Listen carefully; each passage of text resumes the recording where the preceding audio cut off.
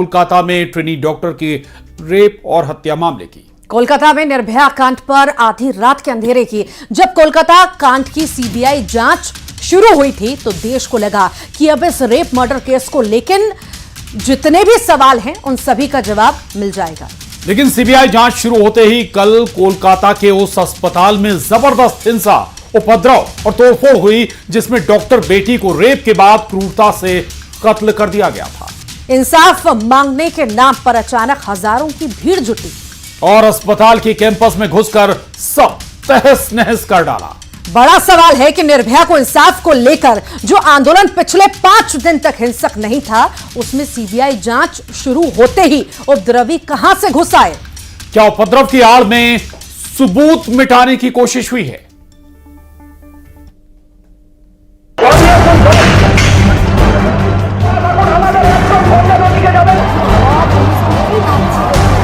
आधी रात को कोलकाता की बेस्ट पुलिस बेबस पुलिस बन गई। आधी रात को कोलकाता में गुंडा राज कायम हो गया। आप यहाँ का कंडीशन देख सकते हैं, हजारों के संख्या में ये मॉब आया है, हम लोग पे अटैक भी किया है। आधी रात को 1 घंटे तक 5000 उपद्रवियों की भीड़ ने कानून के रखवालों को तमाशबीन बना दिया। कल शाम को ही बंगाल की सीएम ममता बनर्जी ने बांग्लादेश से बंगाल की तुलना की थी। कहा था कि बंगाल में बांग्लादेश जैसा माहौल तैयार करने की साजिश हो रही है। ममता के इस बयान के कुछ ही घंटे बाद बंगाल में बांग्लादेश जैसी तस्वीर देखने को मिल गई। लोगों ने हम लोग पे अटैक किया, अभी हम लोग छुप के दौड़ के सभी भागे हैं। ये वीडियो बनाने वाला शख्स खुद को आरजी कर मेडिकल कॉलेज का एक रेजिडेंट डॉक्टर बताते हुए क्या कह रहा है, आप भी सुनिए। हम लोग यहाँ के रेजिडेंट्स डॉक्टर हैं, आप यहाँ का कंडीशन देख सकते हैं, हजारों के संख्या में ये मॉब आया है, हम लोग पे अटैक भी किया है और इनका मेन टारगेट है कि जो भी एविडेंस है उसको टेम्पर किया जाए और यहाँ का जो लोकल पुलिस है ये कुछ भी कंट्रोल नहीं कर पाया है। कल शाम को ही ममता बनर्जी ने कोलकाता पुलिस की शान में कसीदे पढ़े थे, तारीफों के पुल बांधे थे, कोलकाता पुलिस को दुनिया की बेस्ट पुलिस करार दिया था। और कुछ ही घंटे बाद उस बेस्ट पुलिस की पोल खुल गई जब रेप मर्डर जैसे बेहद संवेदनशील केस में ममता की पुलिस उस जगह की हिफाजत नहीं कर पाई जहां लेडी डॉक्टर के साथ हैवानियत के बाद उसकी हत्या कर दी गई थी। हत्या के सबूत आखिर किसे डरा रहे हैं? सीबीआई जांच शुरू होते ही हिंसा क्यों हुई? इन सवालों के बीच कोलकाता कांड की सीबीआई जांच से कतराने वाली ममता सरकार ने अब सीबीआई पर जल्द जांच पूरी करने का दबाव बनाना शुरू कर दिया है। उन्होंने सीबीआई के लिए 25 अगस्त की तारीख मुकर्रर कर दी है क्योंकि ममता बनर्जी का मानना है कि 90% जांच कोलकाता पुलिस ने ही पूरी कर दी। फांसी होक दोषीদের এবং আগামী রবিবারের মধ্যে সিবিআইকে ফাঁসি ব্যবস্থা করতে হবে এবং পুরোপুরি তদন্ত উদ্ঘাটিত করতে হবে, যদিও আমাদের কলকাতা পুলিশ তদন্তের 90% করে দিয়েছে। इधर ममता की बेस्ट पुलिस उपद्रवियों की पहचान में जुट गई है।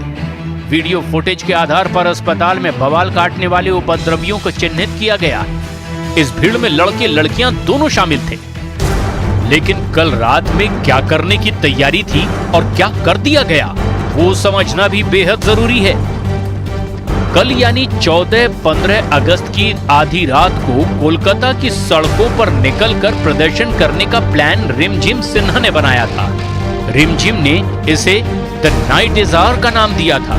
थीम ये थी कि भारत को 14-15 अगस्त की आधी रात को आजादी तो मिल गई, लेकिन आजादी के 77 बरस बाद भी महिलाओं को दरिंदों से आजादी नहीं मिली है। रिमझिम सिन्हा इस कार्यक्रम की संयोजक थी, जो समाज शास्त्र की रिसर्चर हैं और प्रेसिडेंसी विश्वविद्यालय की छात्रा हैं। रिमझिम ने यही पोस्टर बनाकर सोशल मीडिया पर शेयर किया था और महिलाओं से आधी रात प्रदर्शन में शामिल होने की अपील की थी। इस प्रदर्शन में छात्राओं के साथ उनके माँ बाप भी शामिल हुए, लेकिन पोस्टर देखते ही किसी और ने भी प्लानिंग बना ली। जिसकी भनक न रिमझिम को लगी न दुनिया की बेस्ट पुलिस को। ममता बनर्जी भले ही अपनी पुलिस की पीठ थपथपाते थक नहीं रही हों, लेकिन रक्त रंजित राजनीति वाले बंगाल की राजनीति में कोलकाता में 8 अगस्त की रात से 14 अगस्त की रात तक जो कुछ भी हुआ, उसने बंगाल में कानून व्यवस्था की बदरंग तस्वीर पूरी दुनिया को दिखा दी है।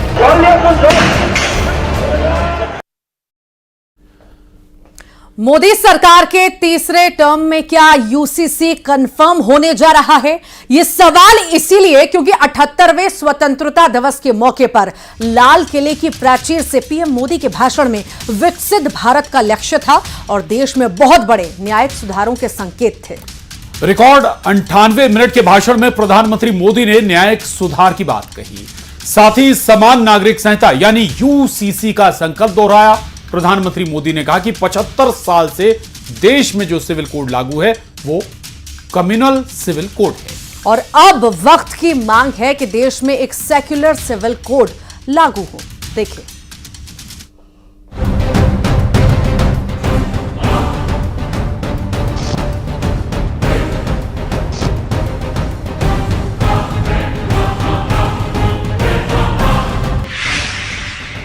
चौबीस का action mode, uniform civil code.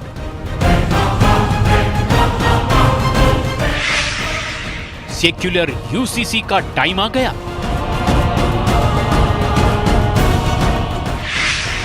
सांप्रदायिक यूसीसी का टाइम खत्म। लाल किले की प्राचीर से प्रधानमंत्री नरेंद्र मोदी का यह बयान क्या भारत में यूनिफॉर्म सिविल कोड की शुरुआत का संकेत है? क्या मोदी सरकार अब यूनिफॉर्म सिविल कोड को लेकर एक्शन मोड में आने वाली है? क्योंकि पीएम मोदी ने लाल किले की प्राचीर से अपने संबोधन में साफ कहा कि सेक्युलर सिविल कोड वक्त की मांग है। देश का एक बड़ा वर्ग मानता है कि देश में अभी जो सिविल कोड लागू है वो एक कम्युनल सिविल कोड है। इसमें बदलाव की जरूरत है और आने वाले वक्त में इसमें बड़े बदलाव के उन्होंने स्पष्ट संकेत दे दिए हैं। देश का एक बहुत बड़ा वर्ग मानता है और उसमें सच्चाई भी है कि जिस सिविल कोड को हम लेकर के जी रहे हैं वो सिविल कोड सचमुच में तो एक प्रकार का कम्युनल सिविल कोड है, भेदभाव करने वाला सिविल कोड है। ऐसे सिविल कोड से जब संविधान के 75 वर्ष मना रहे हैं और संविधान की भावना भी जो हमें कहती है करने के लिए, देश की सुप्रीम कोर्ट भी हमें कहती है करने के लिए, और तब जो संविधान निर्माताओं का सपना था उस सपने को पूरा करना हम सबका दायित्व है।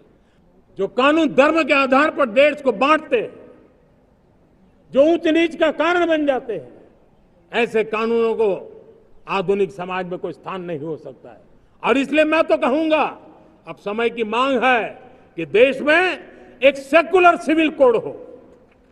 हमने कम्युनल सिविल कोड में 75 साल बिताए हैं, अब हमें सेक्युलर सिविल कोड की तरफ जाना होगा और तब जाकर के देश में धर्म के आधार पर जो भेदभाव हो रहे हैं, सामान्य नागरिक को जो दूरी महसूस होती है उससे हमें मुक्ति मिलेगी। एक ही देश में अलग अलग धर्मों के लिए अलग अलग कानून हैं। मतलब क्रिमिनल केसेस के लिए तो देश के सभी लोगों के लिए समान कानून हैं, लेकिन जब बात संपत्ति, विवाह, तलाक के नियमों की हो तो इसमें हिंदू, मुस्लिम, ईसाइयों के लिए अलग अलग कानून हैं। भारत में जो मौजूदा सिविल कोड लागू है उसमें हिंदुओं के अलावा बौद्ध, जैन और सिख शामिल हैं, लेकिन मुस्लिम समुदाय के लोग इसमें शामिल नहीं हैं और सिविल कोड से जुड़े मामलों के लिए उनका मुस्लिम पर्सनल लॉ बोर्ड है। बड़ी बात यह है कि देश के संविधान में भी समान नागरिक संहिता की जरूरत पर बल दिया गया है। संविधान के अनुच्छेद 44 में कहा गया है कि सभी नागरिकों के लिए समान नागरिक संहिता लागू करना सरकार का दायित्व है। अनुच्छेद 44 उत्तराधिकार, संपत्ति अधिकार, शादी, तलाक और बच्चे की कस्टडी के बारे में समान कानून की अवधारणा पर आधारित है। इसके अलावा देश की कई अदालतें भी ये कह चुकी हैं कि भारत में यूनिफॉर्म सिविल कोड की जरूरत है।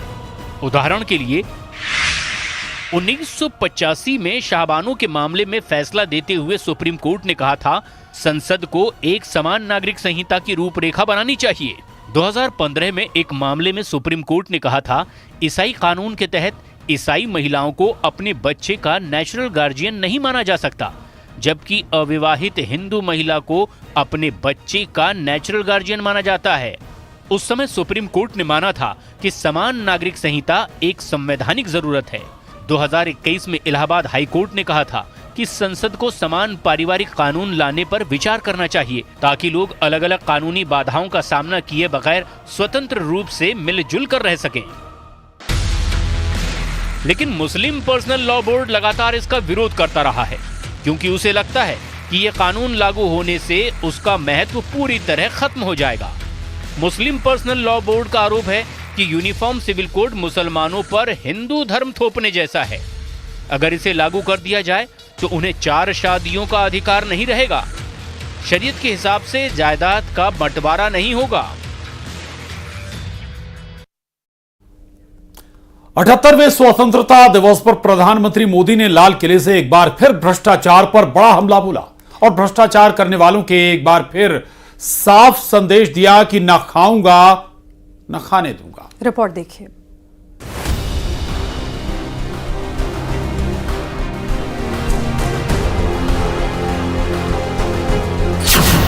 भ्रष्टाचार पर पीएम का फिर प्रहार। बोले, भ्रष्टाचार के खिलाफ जंग में हर कीमत चुकाने को तैयार।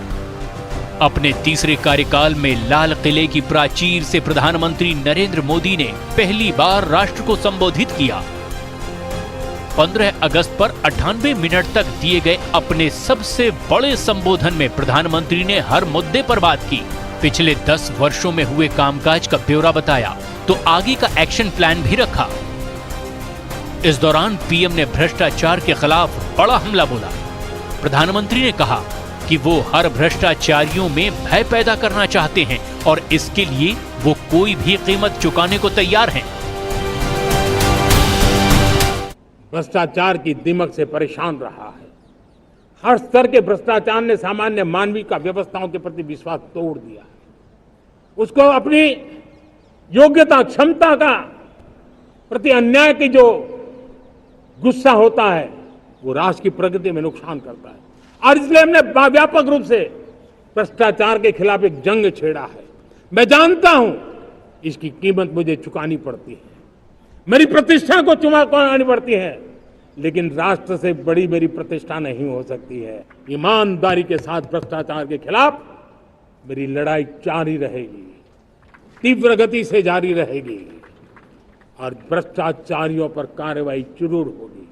मैं भ्रष्टाचारियों के लिए भय का वातावरण पैदा करना चाहता हूं, ताकि देश के सामान्य नागरिक को लूटने की जो परंपरा बनी है उस परंपरा को मुझे रोकना है।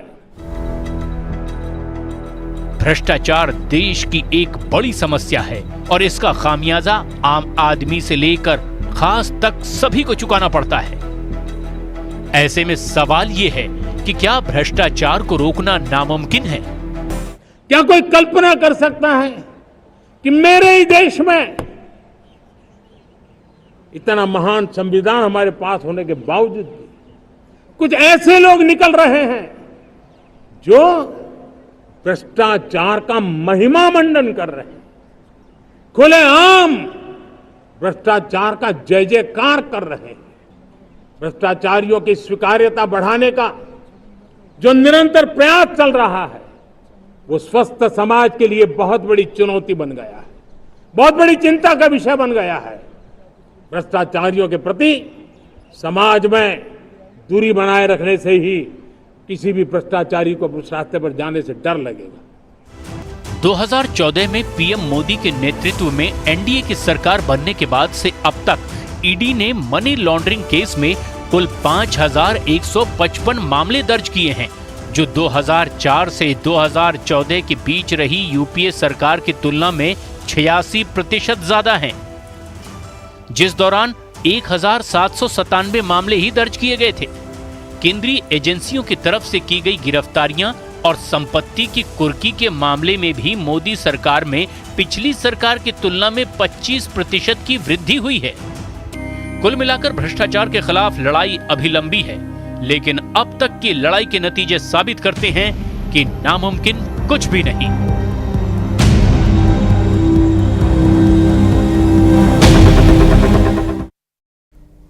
आज लाल किले पर स्वतंत्रता दिवस समारोह के मौके पर नेता प्रतिपक्ष राहुल गांधी के सिटिंग अरेंजमेंट को लेकर विवाद खड़ा हो गया। राहुल गांधी की रिजर्व सीट की लोकेशन पर कांग्रेस क्यों लाल पीली हो गई? आप देख सकते हैं, आपको दिखाते हैं कि राहुल गांधी पीछे से दूसरी पंक्ति में बैठे हुए हैं। ये तस्वीर आपके सामने, जबकि उनके साथ और उनके आगे की पंक्ति में ओलंपिक्स के पदक विजेता खिलाड़ी बैठे हुए हैं। वहीं सबसे पहली पंक्ति में केंद्रीय गृह मंत्री अमित शाह, उनके बगल में राजनाथ सिंह अपनी पत्नी के साथ लोकसभा स्पीकर ओम बिरला और सबसे बाईं तरफ सुप्रीम कोर्ट के चीफ जस्टिस अपनी पत्नी के साथ बैठे हुए हैं। विवाद इस बात पर मचा है कि राहुल गांधी को 5वीं पंक्ति में क्यों बैठाया गया। कांग्रेस का कहना है कि राहुल गांधी नेता प्रतिपक्ष हैं और इस हैसियत से उन्हें पहली पंक्ति से सीट मिलनी चाहिए थी। पवन खेड़ा का एक बयान सामने आया जिसमें उन्होंने कहा कि नेता प्रतिपक्ष को 5वीं पंक्ति में बैठाना पीएम की छोटी सोच है।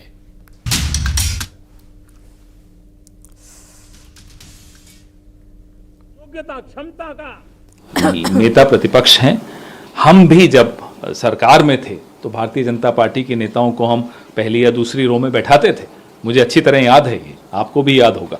लेकिन इन्होंने जानबूझकर संविधान की सारी परंपराओं को, नियम कानूनों को की धज्जियां उड़ाते हुए राहुल जी को 5वीं रो में 5वें स्थान पर बैठाया। ये दिखाता क्या है कि या तो राजनाथ सिंह जी उस बात से आहत हैं कि अग्निवीर को लेकर राहुल गांधी ने उनको बहुत घेरा और सही किया घेर कर, और या फिर प्रधानमंत्री का छोटापन यहां भी दिख रहा है।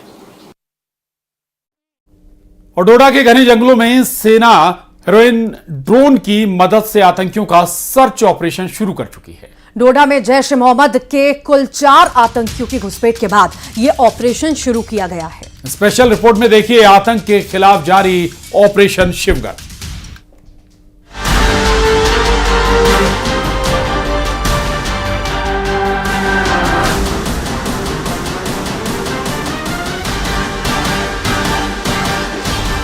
मिल गया टेरर रूट, बरसेगा बारूद। आसमानी कैमरे में कैप्चर आतंकी टोला।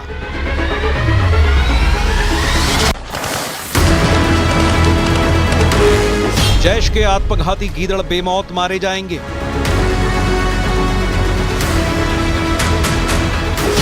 पीओके के आतंकी आका बहुत पछताएंगे।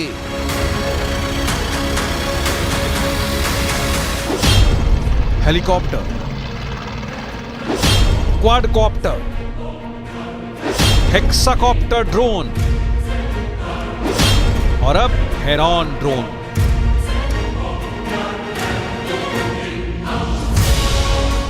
आतंक का सफाया हाईटेक अंदाज में होगा। दहशतगर्दों को उनके बिल में दफनाया जाएगा।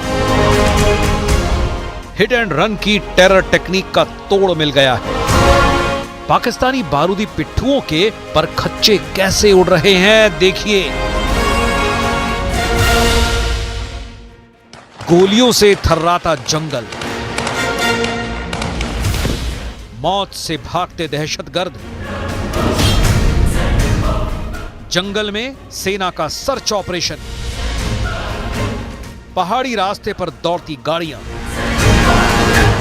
आसमान में उड़ान भरते हेरॉन ड्रोन,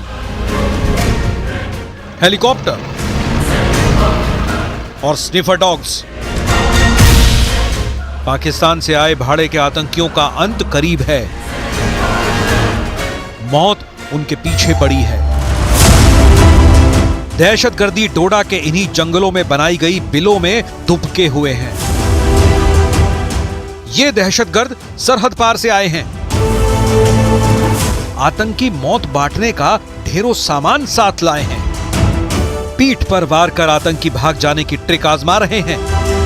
लेकिन दहशतगर्दों का बचना अब नामुमकिन है, क्योंकि आतंकियों के नए टेरर रूट का पता चल चुका है। जिस मांद से ये दहशतगर्द भारत में घुसपैठ कर रहे हैं, उसकी शिनाख्त हो चुकी है। ऑपरेशन अस्सार के खात्मे के साथ ही टेरर रूट पर एक्शन होगा। लेकिन पहले जानिए कि डोडा में शिवगढ़ और अस्सार के जंगलों में 2 दिन से जारी शूरवीरों के पराक्रमी ऑपरेशन की डिटेल। सेना ने शिवगढ़ अस्सार बेल्ट में एक आतंकी को मुठभेड़ में ढेर कर दिया है। एनकाउंटर में एक आतंकी के घायल होने की आशंका भी जताई गई है। एनकाउंटर स्पॉट से कुछ दूर खून के धब्बे से ये आशंका जताई गई है कि जख्मी आतंकी ज्यादा दूर नहीं भाग पाया होगा। एनकाउंटर स्पॉट से कुछ ही दूर पर गोला बारूद से भरे खून से सने बैग भी बरामद हुए हैं। वहीं मारे गए दहशतगर्दों के पास से अमेरिकी M4 राइफल और AK-47 बरामद की गई हैं। आतंकियों का खात्मा करने के लिए भारतीय सेना के जवान जो है वो घने जंगलों में पहुंचे हुए हैं, लेकिन आगे जाने की अनुमति हमें यहां से नहीं मिल रही है। लेकिन आपको बताने की जरूर कोशिश करेंगे, ग्राउंड जीरो पे इस समय हम मौजूद हैं, आपको बताने की जरूर कोशिश करेंगे कि किस तरीके से ताबड़तोड़ फायरिंग चल रही है और आतंकियों को निस्तेनाबूद करना आज लाजमी हो चुका है, क्योंकि चारों तरफ से वो ट्रैप हो चुके हैं, आतंकियों को घेर लिया गया है। आतंकवादी अस्सार बेल्ट के घने जंगलों के बीच बहने वाली नदी के किनारे उस इलाके में छिपे हुए हैं। इन दहशतगर्दों को सेना ने 13 अगस्त से ट्रैक करना शुरू कर दिया था। पहली बार आतंकी टोली की मंगलवार की शाम 6 बजे उधमपुर में निशानदेही हुई, जिसके बाद आतंकियों की लोकेशन की घेराबंदी सेना ने कर डाली।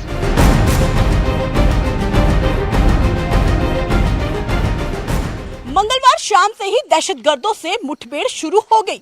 जैसे जैसे अंधेरा बढ़ता गया, आतंकियों के हमले तेज हो गए, मगर सुरक्षा बलों ने रात भर में इलाके को चारों ओर से घेर लिया। सेना से घिरने के बाद दहशतगर्दों ने फायरिंग रोक दी, लेकिन सुबह जैसे ही सर्च ऑपरेशन शुरू हुआ, टेरर ब्रिगेड ने फिर से बारूद बरसाना शुरू कर दिया। इस मुठभेड़ में ऑपरेशन को लीड कर रहे कैप्टन दीपक सिंह घायल हो गए। उन्हें अस्पताल पहुंचाया गया, जहां कैप्टन दीपक सिंह की जान नहीं बचाई जा सकी। कैप्टन दीपक सिंह की शहादत के बाद 2 दहशतगर्दों को जवानों ने ढेर कर दिया। शहीद कैप्टन दीपक सिंह उत्तराखंड के देहरादून के रहने वाले थे। देहरादून के रेस कोर्स में कैप्टन दीपक सिंह का घर है। कैप्टन दीपक सिंह साल 2020 में कमीशन हुए थे। कैप्टन दीपक सिंह 48 राष्ट्रीय राइफल में थे और जम्मू में पोस्टेड थे। कैप्टन की शहादत के बाद सेना ने आतंकियों के सफाई का मिशन और तेज कर दिया है। हालांकि जंगल में जारी ऑपरेशन में बड़ी चुनौतियां सामने आ रही हैं। सुरक्षा बल के मुताबिक मौसम की दुश्वारियों का फायदा आतंकी बखूबी उठा रहे हैं। सरहद पार से आतंकियों की घुसपैठ में भी तेजी आई है। सेना और जम्मू कश्मीर पुलिस जम्मू संभाग में आतंकियों के खिलाफ फुल फोर्स में मिशन में जुटी है। आतंकियों और उनके मददगारों पर शिकंजा कसा जा रहा है। और इसी के साथ ही खबर असरदार में आज के लिए इतना ही। खबरें जारी हैं।